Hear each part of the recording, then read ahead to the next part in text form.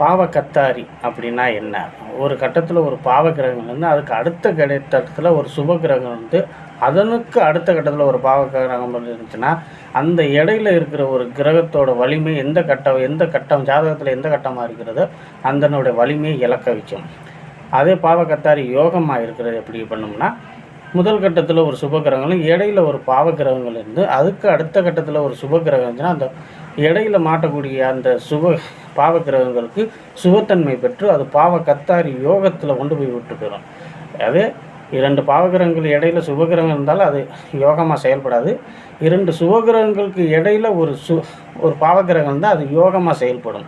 இது பாவக்கத்தாரி யோகம் அப்படிங்கிறது தான் சொல்கிறேன். அதே வந்து 2 பாவகிரகங்கள் இடையில கிரகமே இல்லைனாலும் அது பாவக்கத்தாரி யோகமாக இங்கே செயல்படுறதுக்கு நான் பார்த்ததில்லை. அதனால் நீங்கள் கிரகங்கள் இருந்தால் மட்டும்தான் அந்த இடத்த பாதிக்கும் அப்படிங்கிற என்னுடைய கூற்றாக இருக்குது. நன்றி.